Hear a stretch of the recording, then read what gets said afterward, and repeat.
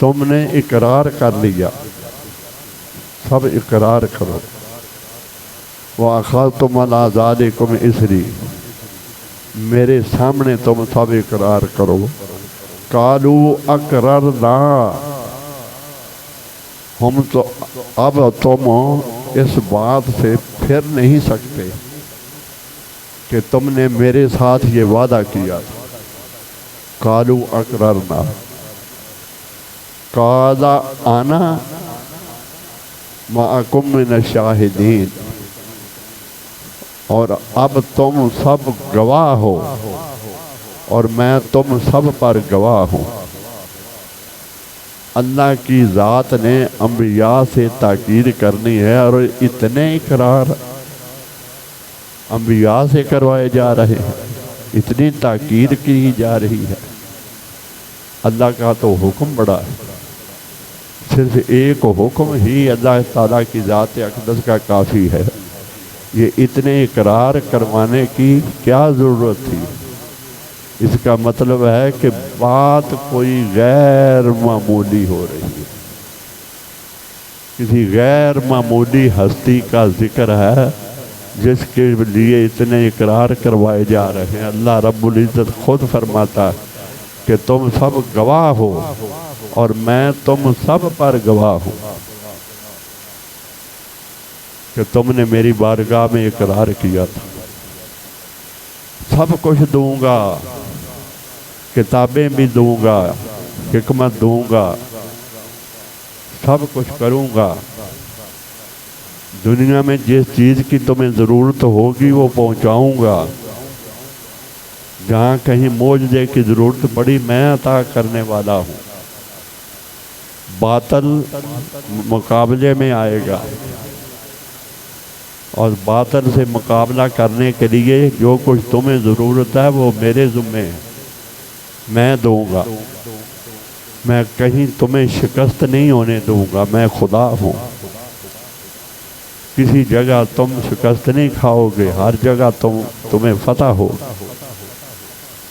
اتنا کچھ دے سکنے کے بعد، دے چکنے کے بعد اقرار کرو۔ تم نے اقرار کر دیا میری بارگاہ میں کہ اب تم دنیا میں جا کر کرنا کیا ہے؟ کرنا کیا ہے دنیا میں؟ میری اس محبوب پر ایمان لانا ہے اور اس کی مدد کرنا ہے۔ وَلَا تَنْصُرُوا اللَّهَ، اس کی مدد کرنا ہے۔ اس مدد سے مراد کیا ہے؟ 1,24,000 پیغمبروں کو دنیا میں بھیجنا تھا، تو اللہ اپنی کوئی وحدانیت کا درس دیتا؟ لوگوں کی زمینیں کسی کے سامنے جھکنے نہیں دینی، لوگوں کو تربیت دینی ہے کہ میری بارگاہ میں سجدے کریں، میرے سوا کوئی الہ نہیں، میرے سوا کسی کو خدا نہیں ماننا، میرے سوا کوئی پروردگار نہیں، میں ہی پروردگار ہوں۔ حق تو یہ تھا کہ انبیاء نے یہی کچھ آ کے دنیا میں کرنا تھا، مگر جو سب سے پہلی انہیں تاکید کی گئی اس میں نہ نماز کا ذکر ہے، نہ روزے کا ذکر ہے، نہ حج کا ذکر ہے، نہ زکوٰۃ کا ذکر ہے، نہ قربانی کا ذکر ہے۔ یہ سب سے پہلی آیہ کریمہ، جو سب سے پہلا اللہ رب العزت کا خطاب ہے انبیاء علیہ السلام کی روحوں کو، جو سب سے پہلا خطاب ہے، اس میں تاکید صرف ایک چیز کی ہے کہ میرے اس حبیب صلی اللہ علیہ وآلہ وسلم کے ترانے زندگی بھر دنیا میں گاتے رہنا۔ ہر ایک کے پاس میرے حبیب کی تعریف کرتا، مبشرم برسول یاتی من بعد اسمہ احمد، ہم تو بشارت دینے کے لیے آئے ہیں احمد نامی رسول کی، وہ تو بعد میں آنے والے ہیں۔ تو اللہ رب العزت کی ذات اقدس نے 1,24,000 پیغمبروں سے وعدہ اس قدر اتنا شدید لیا کہ زندگی بھر جا کر تم دنیا میں میرے حبیب کا تعارف کراتے رہو گے، ان کی حمد کرتے رہو گے، ان کی تعریفیں کرتے رہو گے۔ اور ہر نبی نے دنیا میں جا کر زندگی ساری کی ساری زندگی آقا دو جہاں صلی اللہ علیہ وسلم کی تعریف میں گزاری، حضور صلی اللہ علیہ وسلم کی صفات کا بیان کیا۔ ہر نبی نے صفات کا بیان کیا، کوئی کام نہیں تھا اور صرف محبوب صلی اللہ علیہ وسلم کے ترانے تھے، اور یہی رب العزت نے ڈیوٹی لگائی تھی۔ یہی ایک وعدہ تھا حضور پر ایمان لانا اور حضور کی مدد کرنا۔ اس مدد سے مراد جب میرا محبوب دنیا میں آئے تو آنے سے پہلے ہر کسی کو تعارف ہو، ہر کسی کو تعارف ہونا چاہیے، ہر کوئی میرے محبوب صلی اللہ علیہ وسلم کا واقف ہونا چاہیے، ہر کوئی لبیک کہنے والا ہونا چاہیے، ہر کوئی جانتا ہو، ہر کوئی جانتا ہو، جو کوئی بھی شخص ہو وہ حضور صلی اللہ علیہ وسلم کی اعلیٰ شانوں سے واقف ہو۔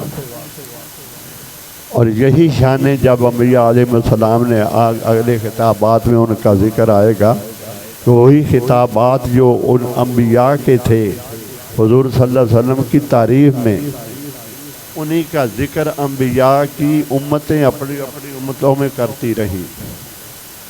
انبیاء آئے، اپنا وقت گزار کے تشریف لے گئے، مگر جو شریعت دے کے گئے وہ شریعت کیا تھی؟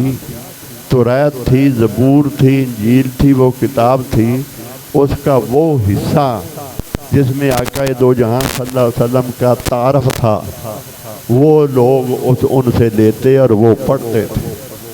ان کے باقاعدہ جلسے ہوتے تھے، باقاعدہ ایک اعلان ہو جاتا تھا، فلاں تاریخ کو توریت پڑھی جائے گی، فلاں تاریخ کو توریت کا درس ہوگا۔ ایک تاریخ مقرر ہوتی تھی اور وہ مقررہ تاریخ کو پڑھا جاتا تھا، وہاں لوگ جاتے تھے حضور صلی اللہ علیہ وسلم کی صفتیں سننے کے لیے، حضور صلی اللہ علیہ وسلم کی تعریفیں سننے کے لیے۔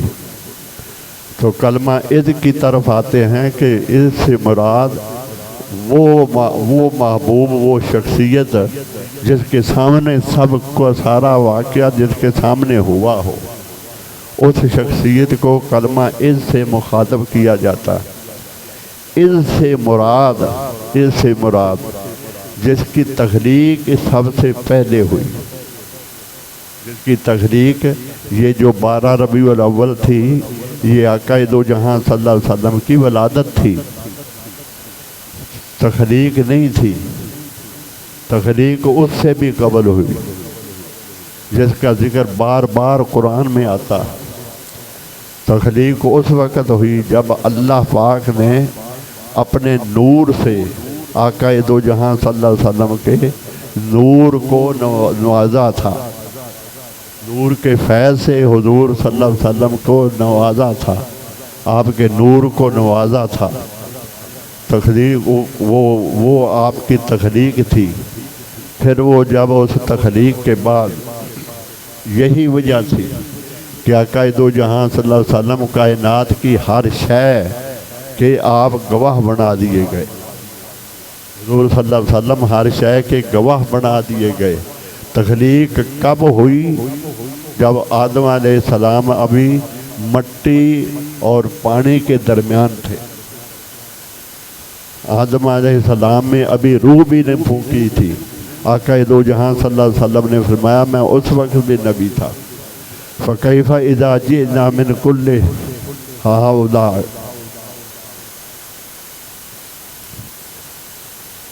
محبوب اس وقت بھلا کیا حال ہوگا، محبوب اس وقت بھلا کیا حال ہوگا جب آپ کو، جب ہر امت پر ایک گواہ ہوگا، میں ہر امت پر امت بشہید وجئنا بک علی ہؤلاء شہیدا، ہر امت پر ایک گواہ ہوگا اور سب پر محبوب آپ کو گواہ بنایا جائے گا۔ یہ بات بڑی سمجھداری کی ہے اور بڑی سمجھنے والی ہے اور دل کے کانوں سے سننے والی ہے اور دل کی تختی پر مرتسم کر لینے والی ہے کہ آئے گا سب سے بعد میں اور گواہ سب کا ہوگا۔ انبیاء نبی ہر امت کا گواہ، وہ تو بات سمجھ میں آتی ہے کہ اس نبی نے اس امت میں زندگی گزاری، انہیں اللہ کی طرف بلایا، جو آئے وہ بھی اس کے سامنے تھے اور جنہوں نے انکار کیا وہ بھی اس کے سامنے تھے۔ کون خدمت کرنے والے تھے، کون سر تسلیم خم کرنے والے تھے، کون تھے جو سرکش تھے، جنہوں نے آپ کا حکم نہیں مانا، جو اللہ کو سجدے نہیں کرتے رہے، جو سرکش ہو گئے، وہ کون کون تھے؟ نبی تو جانتا ہے، امت جب پیش ہوگی تو نبی کو بلایا جائے گا، اس امت کا نبی پیش ہوگا اور وہ ان کی گواہی دے گا، ان کے اعمال کی گواہی دے گا، ان کے نیک اعمال کی گواہی دے گا۔ کتنے تھے جنہوں نے جو ایمان لائے تھے، کتنوں نے جنہوں نے لبیک کہا تھا، کتنے ہیں جنہوں نے سر تسلیم خم کیا تھا، اور کتنے تھے جو دشمنی پہ اتر آئے تھے، کتنے تھے جو دشمنی پہ اتر آئے تھے، کتنے تھے جو وقت کے نبی کو معاذ اللہ ثم استغفر اللہ، جنہوں نے بعد نے زد و کوب بھی کیا۔ تو اس امت کا نبی گواہی دے، وہ تو بنتی ہے، وہ گواہی دے، اور اللہ فرماتا ہے سب پر آپ کو گواہ بنایا جائے گا، جو سب سے بعد میں آئے گا مگر سب کی تصدیق کرنے والا ہوگا۔ ہاں باری تعالیٰ موسیٰ علیہ السلام سچ فرما رہے، موسیٰ علیہ السلام سچ فرما رہے، حضرت ہود علیہ السلام سچ فرما رہے، صالح علیہ السلام سچ فرما رہے۔ حضور صلی اللہ علیہ وسلم جب تصدیق کریں گے تو آپ کی تصدیق پر سزا اور جزا کا فیصلہ ہوگا۔ آپ تصدیق کریں گے تو پھر جزا اور سزا کا فیصلہ ان کا ہوگا، امتوں کا۔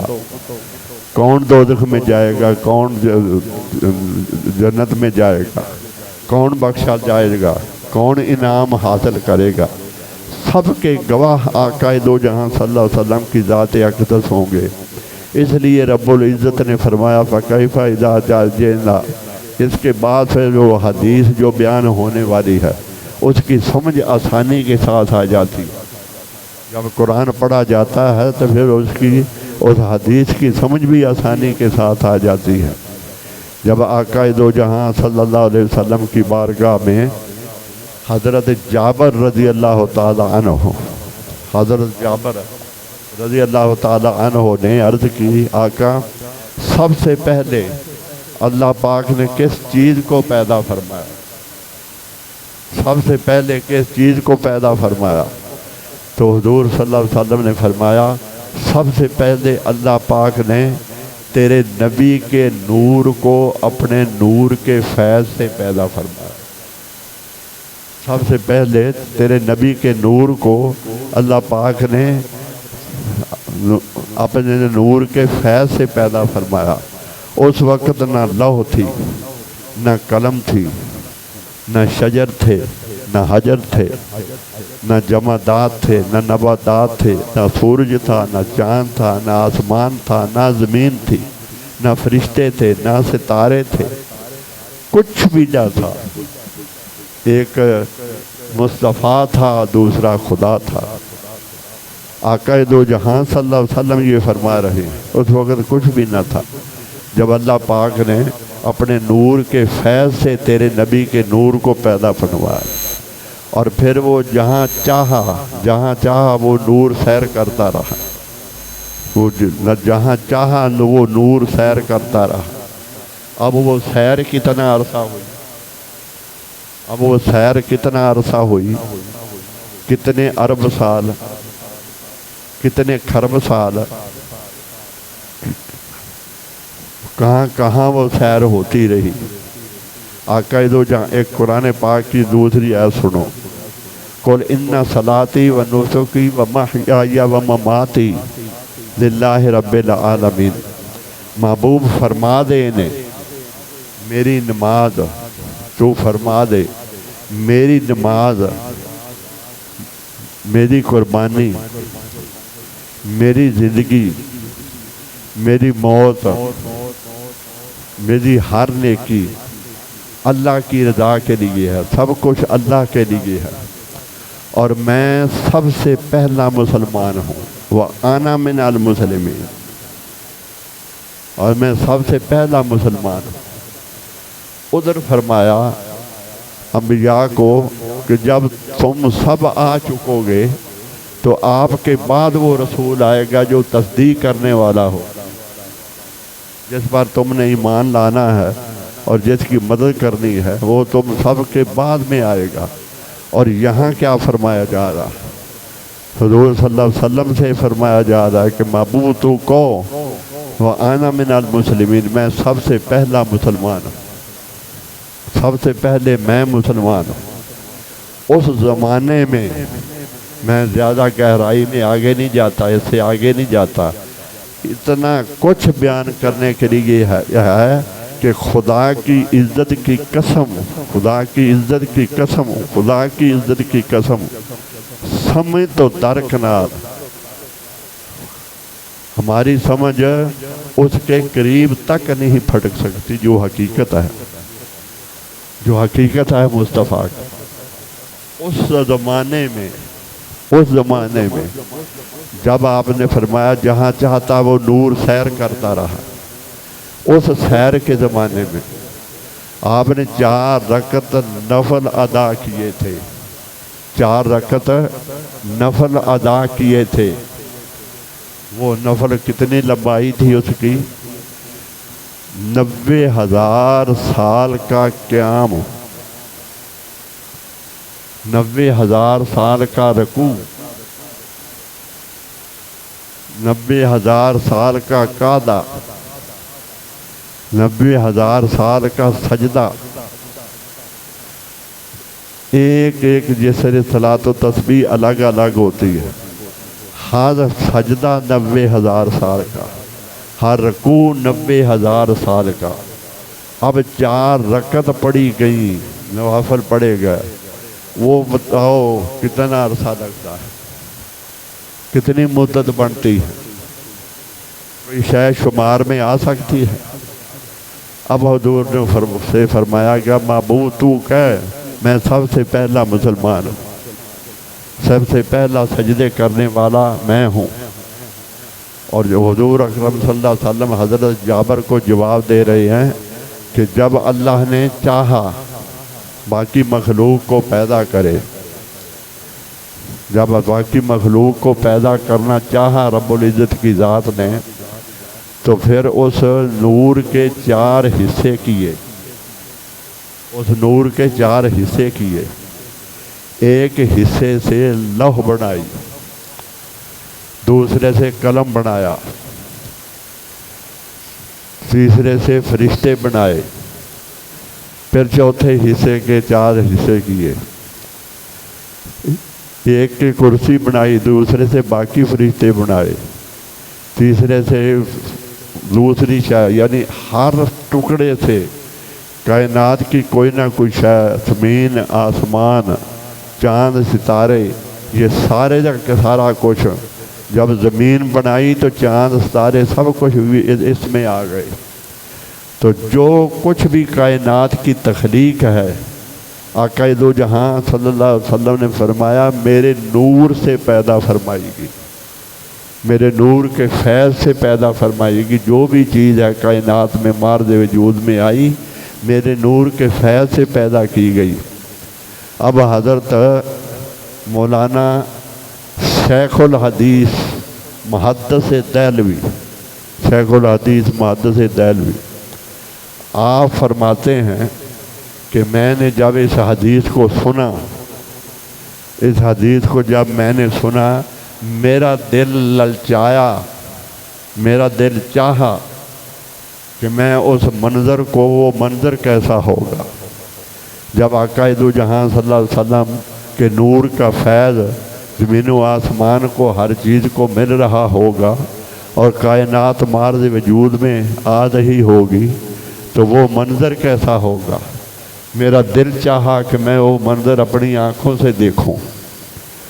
وہ سارے ہمارے جیسے تو نہ تھے، لائق اور قابل بھی تھے، حق تک جن کی نگاہ پہنچتی ہے وہ بھی تھے، جن کے پردے اٹھے ہوئے تھے وہ بھی تھے، اور تاریخ میں، اسلام کی تاریخ میں ایسوں کی تعداد لاکھوں سے متجاوز ہے۔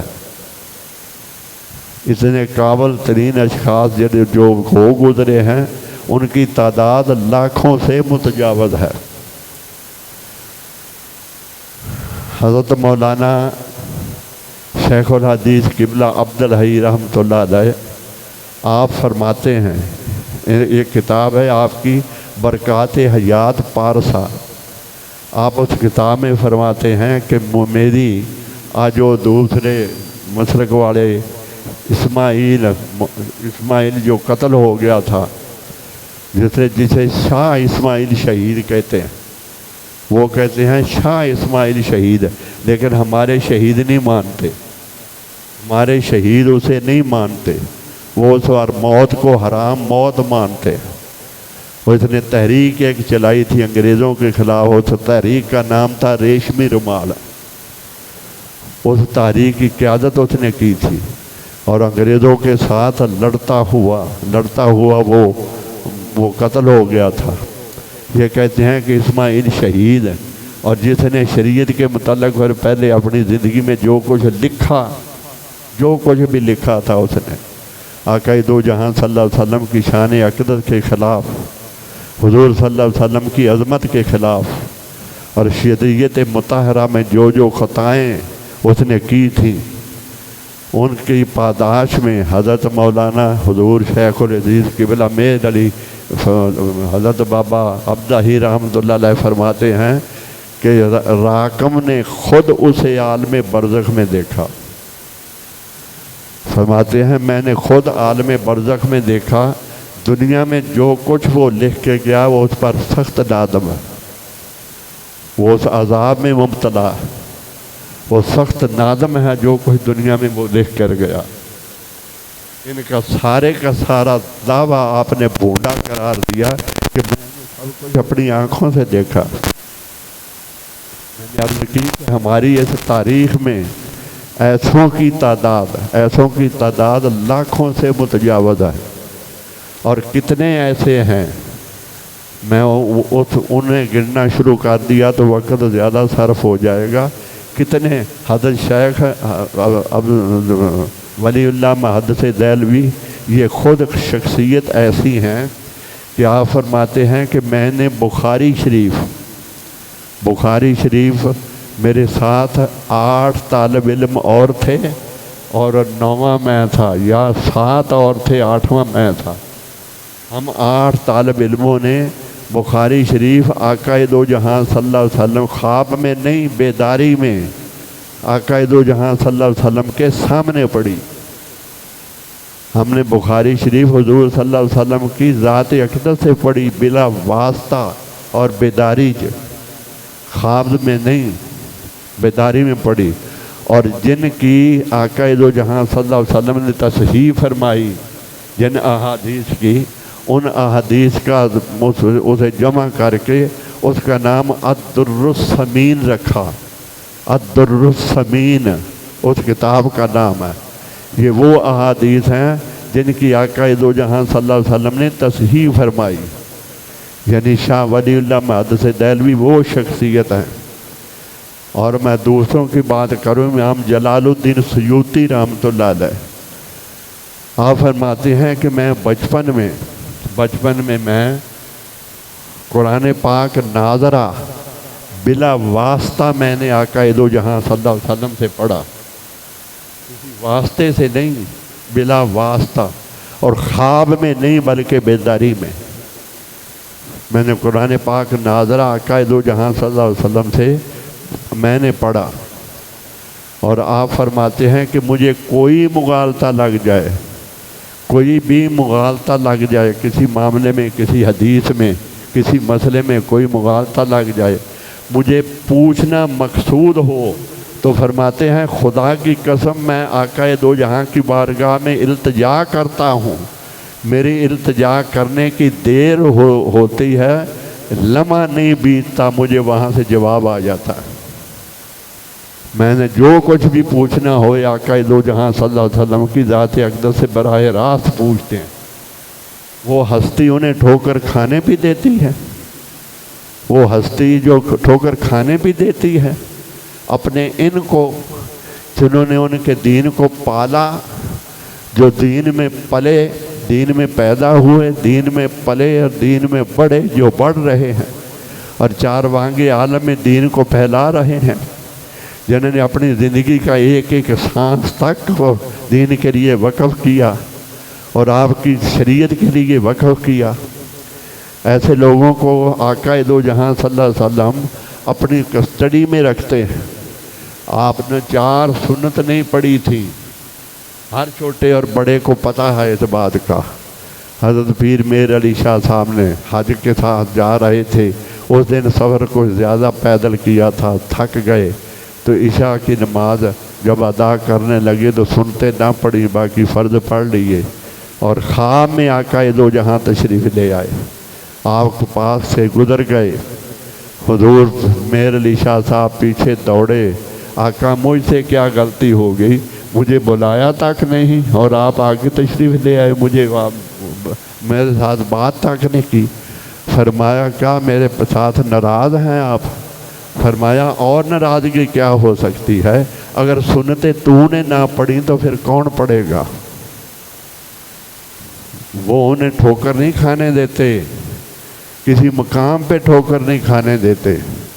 اور جو لوگ یہ دعوے کرتے ہیں کہ سنتوں کا ذکر ہی نہیں، نماز تو صرف فرضوں کی ہوتی ہے، سنتے پڑھیں نہ پڑھیں کوئی عرض نہیں، انہیں کوئی عرض نہیں، انہیں کوئی نہیں پوچھتا، انہیں کوئی نہیں پوچھتا، تمہیں کوئی نہیں پوچھتا، تمہاری بات نہیں ہو رہی۔ لیکن ایک نے بات کی تھی کہ کوئی 1 کلو یا کتنے وہ تیل کھا لے گا، دوسرے نے کہا کیا 1 کلو؟ وہ کہنے لگا نہیں تیری بات نہیں کی، بات تمہاری نہیں دی، یہ ان کی ہو رہی ہے جو ان کے ہیں، جو ان کے ہیں۔ ایک امام صاحب خطاب فرما رہے تھے، اللہ صبح مسجد میں درس دے رہے تھے، تو ایک باہر سے ایک شخص آیا، اکثر کرتا تھا، اور وہ آیا اور وہ نماز میں کم ہی ہوتا تھا، وہ آیا اور سامنے کھڑا رہا، اور کھڑے کھڑے نے کہا کہ یہ حدیث میرے آقا کی نہیں ہے، جو تم پڑھ رہے ہو نا، یہ حدیث حضور کی نہیں۔ وہ کہنے لگا یہی تو مصیبت ہے تمہاری، تمہیں کس نے یہاں کو کون لایا، کس کی اجازت سے تم یہاں آئے ہو، نکالو انہیں باہر۔ وہ پھر کہنے لگا یہ حضور کی حدیث نہیں ہے، دیکھ تیرے سر پر کھڑے ہیں اور اشارہ فرما رہے ہیں یہ حدیث میری نہیں ہے۔ اس طرح مولوی صاحب نے اوپر دیکھا، سارے مسجد والوں کو دیدار آقا دو جہاں کا کرا دیا اور اس مولوی صاحب کو بھی کرا دیا۔ ایسوں کی تاریخ بڑی لمبی ہے، بڑی لمبی ہے۔ تو جس طرح حضرت امام جلال الدین سیوطی فرماتے ہیں، مجھے جس چیز کی ضرورت ہوتی سوال کرتے ہیں، براہ راست لمحوں میں جواب مل جاتا ہے۔ ہم براہ راست سوال کرتے ہیں، یہ ان لوگوں کی باتیں ہو رہی ہیں حضرت صاحب، آپ کی نہیں، یہ ان لوگوں کی باتیں، یہ جو بیان ہو رہا ہے ان کا ہو رہا ہے، یہ جو گفتگو ہو رہی ہے ان کی ہو رہی ہے، یہ شان بیان ہو رہی ہے تو ان کی، جو میں بات کر رہا ہوں ان کی ہے، آپ کی نہیں ہے۔ حضرت شاہ ولی اللہ فرماتے ہیں کہ میں نے بڑا دل چاہا کہ وہ منظر کیسا ہوگا جب آقا دو جہاں کا فیض مل رہا ہوگا اور کائنات مارز وجود میں آ رہی ہوگی، وہ سین کیسا ہوگا۔ میرا دل چاہا کہ میں بھی وہ اپنی آنکھوں میں دیکھوں۔ میں نے التجا کی، میں نے مکاشفہ کیا، التجا کی، میری التجا کرنے کی دیر تھی کہ فوراً قبول کر لی گئی۔ میں نے دیکھا کہ میری آنکھوں کے سامنے وہ کشف ہوتا ہے، کشف ایک عمل ہے اور یہ عام طور پہ کیا جا سکتا ہے۔ وہ مکاشفہ، وہ فرماتے ہیں کہ ایک لمحہ نہیں بیتا، وہ سارے کا سارا منظر جس زمانے میں جب کائنات کی تخلیق ہو رہی تھی، جس طرح آپ کے نور کا فیض زمین کو مل رہا تھا اور زمین مارز وجود میں آ رہی تھی، جس طرح آپ کے نور کا فیض آسمان کو مل رہا تھا اور آسمان مارز وجود میں آ رہا تھا، جس طرح آپ کے نور کا فیض جنت کو مل رہا تھا اور جنت بنائی جا رہی تھی، جس طرح آپ کے نور کا فیض چاند کو ملا، جس طرح سورج کو ملا، جس طرح ستاروں کو ملا، جس طرح کرسی کو ملا، جس طرح قلم کو ملا، جس طرح لوح کو ملا، کائنات کا ماض وجود میں آنا سب کچھ فرماتے ہیں میں نے اپنی آنکھوں سے دیکھ لیا تھا۔ یہ حضرت شاہ ولی اللہ محدث دہلوی فرماتے ہیں، جو اس قابل ہوتے ہیں وہ تو دور تک ان کی نگاہ جاتی ہے، وہ ان سے بھی جا کر پوچھ لیتے ہیں، کوئی خطا ہو تو ان سے بھی جا کر نکلوا لیتے ہیں۔ سارے ہم جیسے نہیں جن کی رسائی فقط کتابوں تک ہو، اگر کتابوں پر 100 اغلاط ہوں آپ کو ہرگز پتہ نہیں چلے گا، وہ پڑھ کے آپ تو گمراہ ہو جائیں گے۔ کتابوں تک جس کی فقط رسائی ہے وہ تو جلد گمراہ ہو جاتا ہے۔ وہ عرفاء ہوتے ہیں، وہ معرفت والے ہوتے ہیں، جنہیں اندر کی خبر ہوتی ہے، جو اندر والی بھی سب تمام خبریں جانتے ہیں، جن کے پاس ظاہر بھی ہوتا ہے اور ان کے پاس باطن بھی ہوتا ہے۔ کیا تھا وہ جو دریائے دجلہ کے کنارے بیٹھا تھا، جو پاؤں ڈال کر وہ مٹی کے گھروندے بنا رہا تھا، وہ تو ان کو اللہ کے بندے کہتے، وہ ان کو مانتے ہی نہیں، جس کے کبھی کسی نے نہاتے نہیں دیکھا، کبھی دھوتے نہیں دیکھا، کبھی سوتے نہیں دیکھا، کبھی کھاتے نہیں دیکھا، کبھی پیتے نہیں دیکھا، کبھی گفتگو کرتے نہیں دیکھا، کبھی کسی کے ساتھ بولتے نہیں دیکھا، کبھی سردیوں میں کپڑا اوپر لیتے نہیں دیکھا، کبھی گرمیوں میں سائے کی تلاش میں کبھی نہیں دیکھا۔ تو وہ تھا بادشاہ اور اس کی زوجہ، جو دونوں گئے اس کے پاس شکار کھیلتے کھیلتے ادھر چلے گئے۔ تو ہارون رشید تھا، جب اس کی زوجہ وہ عقیدت مند تھی، اس نے جب دیکھا کہ حضرت بہلول دانا بیٹھے، وہ کہنے لگی سلام کر لیں۔ جب قریب جا کر سلام کیا تو پوچھا حضرت کیا کر رہے ہو؟ حضرت یہ کیا بنا رہے ہو؟ پاؤں کے اوپر گیلی ریتا ڈال کر اوپر ایسے 1 2 3 دفعہ تھپا کے پھر پاؤں باہر نکال لینا، یہ کیا بن گیا؟ یہ مکان بن گیا۔ یہ اس شغل میں وہ مصروف تھے۔ تو اس نے کہا کہ کیا بنا رہے ہو؟ وہ زبان تھی جنت کے مکان بنا رہا، جنت کے محل بنا رہا ہوں، منہ سے نکل گیا جنت کے محل بنا رہا۔ انہوں نے کہا کہ مجھے بھی ایک دے دو، مجھے بھی ایک دے دو، بیچتے ہو؟ فرمایا ہاں۔ تو کتنے کا دو گے؟ فرمایا 10 درم کا۔ اس نے جلدی سے دیکھا کہ کس کے منہ سے یہ نکل گیا، تو اس نے 10 درم دیے، انہوں نے وہ پانی میں پھینک دیے اور ایک مکان کو مسمار کر کے فرمایا جا تیرا جنت میں محل بن گیا۔ تو بادشاہ کوسنے لگا، وہ کوسنے لگا کہ کیا ایسوں کے کہنے سے جنت میں محل بن جاتے ہیں؟ یہی کسی غریب کو دیے ہوتے اس کی ضرورت پوری ہو جاتی، کہ کیا تم محل ڈھونڈتی پھرتی ہو؟ وہ کہنے لگی کوئی بات نہیں، میرے عقیدے کی بات۔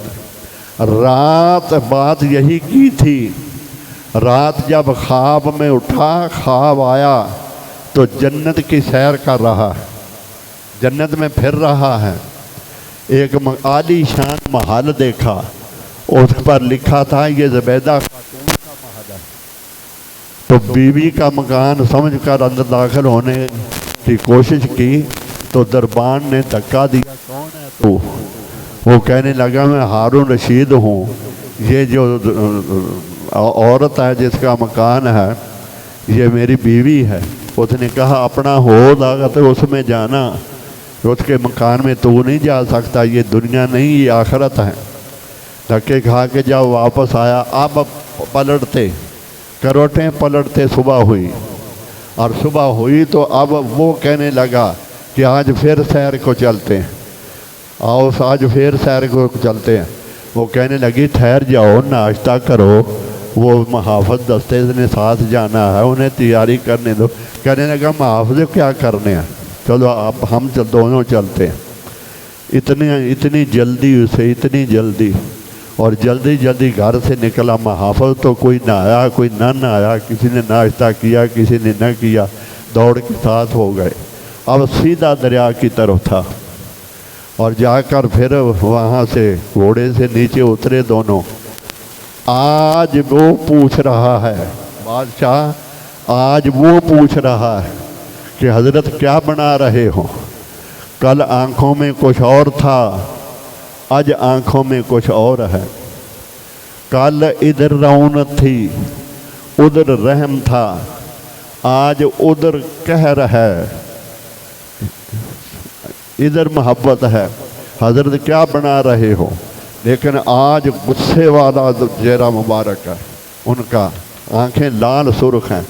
फरमाया वो बात, जन्नत के मकान बना रहा हूँ। अरे बेचते हो? हाँ बेचता हूँ। कितने का? 40,000 दिनार का देता हूँ। वो कहने लगा कल तो 10 दिरहम में दे रहे थे, आज एक रात में भाव इतना चढ़ गया कि 40,000 दिनार का हो गया। तो उसने कहा कि कल वाले गाहक बिन देखे ले गए थे, आज वाले रात को वहाँ धक्के खा के आए। वो क्या था? ज़बान से निकल गया, ज़बान से जो निकल गया वही खुदा की तकदीर बन गई। जो ज़बान से हज़रत यूसुफ अलैहिस्सलाम ने किसी को, वो जो कैदी थे उन्हें ख्वाब अपने अपने सुनाए, एक ने ख्वाब सुनाए, एक ने ख्वाब सुनाया कि मैं बादशाह को शराब पिला रहा हूँ। तो आपने फरमाया तू परी हो जाएगा और तुझे ये नौकरी मिलेगी कि तू बादशाह की खिदमत किया करेगा। दूसरे ने कहा कि मेरे सर पर ये एक टोकरा है, उस पर रोटियाँ हैं उनमें, और ऊपर जानवर आ रहे हैं, कौवे वगैरह, वो नोच कर खा रहे हैं, रोटियां उठा के ले जा रहे हैं। तो मुझे ये ख्वाब आया। आपने फरमाया तुझे सजाए मौत होगी। ये फरमा दिया। जब ये आपने फरमा दिया तो वो कहने लगा मुझे ख्वाब आया ही कोई नहीं, मैं तो मजाक कर रहा था, मुझे ख्वाब आया ही कोई नहीं। आपने फरमाया बेशक नहीं आया था, अब ज़ुबान से निकल गया, अब ज़ुबान से निकल गया, अब ज़ुबान से निकल गया। तो बात जब जो आप हम कर रहे थे हज़रत जाबर वाली, कि जब उन्होंने हज़रत शाह वलीउल्लाह मुहद्दिस देहलवी ने देखा कि मैं अपनी आँखों से सब कुछ देख लिया, अब इस हदीस पाक को मैं गिन के आपको बताऊं तो वक्त इजाज़त नहीं देता। मैं गिन के बताऊं उन मुहद्दिसीन के नाम। तारीख़ इस्लाम में मेरे पास पूरी फ़हरिस्त है उसकी, जिसमें 150 नाम ऐसे हैं जो मैं जमा कर सका अपनी फ़हरिस्त में। आज तक जिन्होंने इस हदीस को लिया और आगे पहुंचाया, इस हदीस को सच्चा कहा और सही कहा कि ये हदीस पाक सही है, और आज तक कोई ऐसा नहीं गुजरा जिसने इस हदीस से इनकार किया हो। इनकार किया तो एक नजद में उठा था बदबख्त, उसने किया इनकार। उन मुनाफिकों ने इनकार किया, किसी ने कभी इनकार नहीं किया। तो आका दो जहां सल्लल्लाहु अलैहि वसल्लम की ज़ात अक़दस वो ज़ात है जिन्होंने सारी कायनात की क़यादत, सारे अम्बिया की गवाहियाँ उनके नबी देंगे, और सब की गवाहियाँ आका दो जहां देंगे, हुज़ूर सल्लल्लाहु अलैहि वसल्लम देंगे। حضرت یوسف علیہ السلام وہاں پیش ہوں گے. وَإِذْ قَالَ يُوسُفُ لِأَبِيهِ، اللہ فرماتا ہے محبوب آپ نے دیکھا جب یوسف علیہ السلام نے اپنے باپ کو اپنا خواب بتایا تھا کہ ایک چاند اور سورج اور 11 ستارے مجھے سجدہ کر رہے ہیں، اور حضرت یعقوب علیہ السلام نے انہیں فرمایا تھا یا بنی انی ارا فی المنام انی اذبحک فانظر ماذا تری، جو خواب تو نے مجھے بتایا کسی کو نہ بتا دینا، بھائیوں کو نہ بتا دینا. تو روکتے رہے. اس بات کو بیان جب کیا تو آقا دو جہاں سے مخاطب ہو کر اللہ نے فرمایا اذ قال یوسف لابیہ، محبوب آپ نے دیکھا جب یوسف علیہ السلام اپنے ابا کو خواب سنا رہے تھے. تو پھر آگے جو کچھ جواب انہوں نے دیا اس کا بھی علم تھا. تو جب وہ پیش ہوں گے خدا کی بارگاہ میں قیامت کے دن پیش ہوں گے تو پھر وہ گواہی یوسف علیہ السلام تو دیں گے، یوسف علیہ السلام گواہی تو دیں گے، مگر ان کی گواہی کے لیے مصطفیٰ کو بلایا جائے گا، ان کی جو گواہی کے لیے آقا دو جہاں کو بلایا جائے گا. موسیٰ علیہ السلام کے جتنے واقعات ہیں ان سب کو بیان جب رب العزت نے کیا. وَإِذْ اسْتَسْقَىٰ مُوسَىٰ لِقَوْمِهِ یا قوم انکم ظلمتم، جب اسے بیان کیا کہ اے محبوب آپ نے دیکھا جب موسیٰ علیہ السلام کی قوم نے موسیٰ علیہ السلام سے پانی مانگا تھا. موسیٰ لِقَوْمِهِ فَقُلْنَا اضْرِب بِعَصَاكَ الْحَجَرَ، لکو تک صحرا کی اس پہاڑ کی چوٹی پر تھے، وہاں انہوں نے پانی مانگا تھا. اس بات کو جب اللہ پاک نے محبوب کو سنایا، بیان فرمایا، قرآن میں بیان فرمایا، تو فرمایا محبوب اس وقت آپ تھے جب امت نے موسیٰ علیہ السلام سے پانی مانگا تھا. تو رب العزت نے فرمایا تھا فَانْفَجَرَتْ مِنْ اثْنَتَا عَشْرَةَ عَيْنًا قَدْ عَلِمَ كُلُّ أُنَاسٍ مَشْرَبَهُمْ، اپنا عصا اس پہاڑ پر مارو، پانی کے ٹھنڈے اور میٹھے چشمے شروع ہو جائیں گے. تو وہ پانی کے ٹھنڈے اور میٹھے چشمے شروع ہو گئے.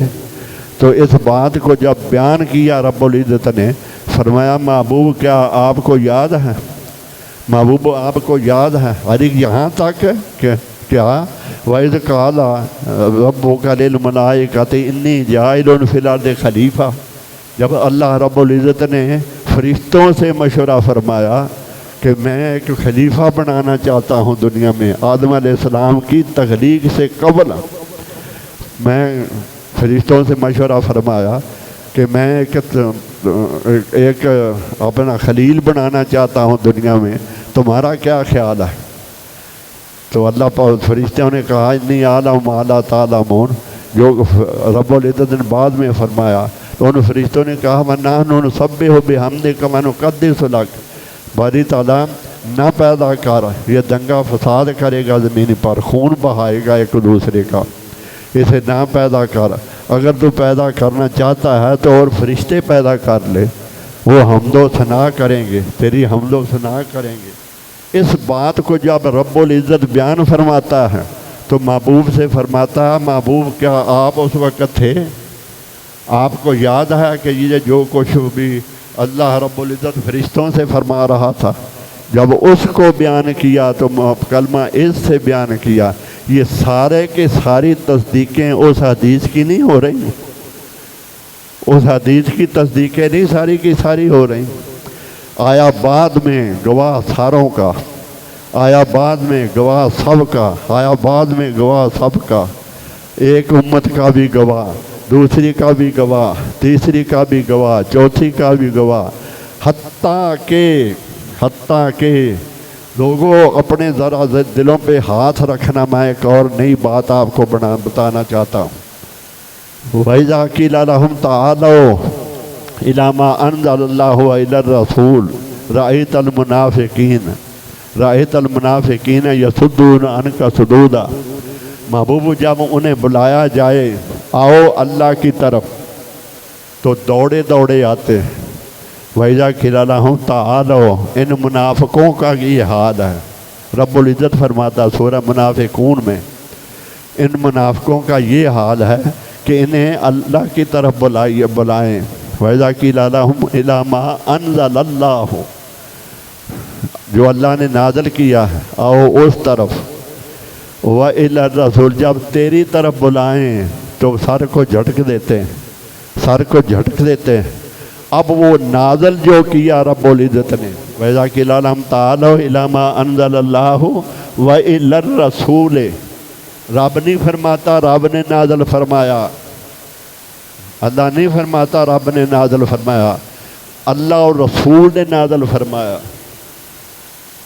اللہ اور رسول نے نازل فرمایا۔ قرآن اللہ یہ نہیں فرماتا کہ میں نے نازل کیا، اللہ اور رسول نے نازل کرنے میں بھی اپنے محبوب کو ساتھ رکھا، نازل کرنے میں بھی محبوب کو ساتھ رکھا، اذان میں بھی محبوب کو ساتھ رکھا۔ ہائے ہائے ہائے۔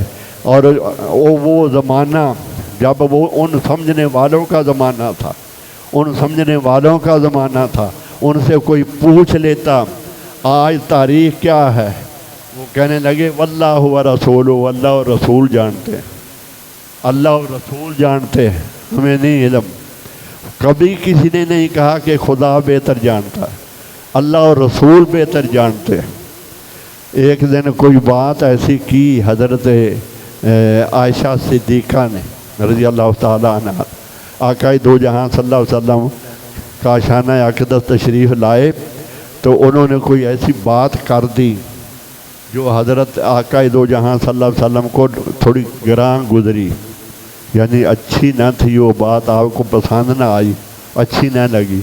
آپ جواب دیے بغیر چپ کر کے اندر تشریف لے گئے، اندر تشریف لے گئے، اور حضرت عائشہ سمجھ گئی کہ حضور صلی اللہ علیہ وسلم ناراض ہو گئے۔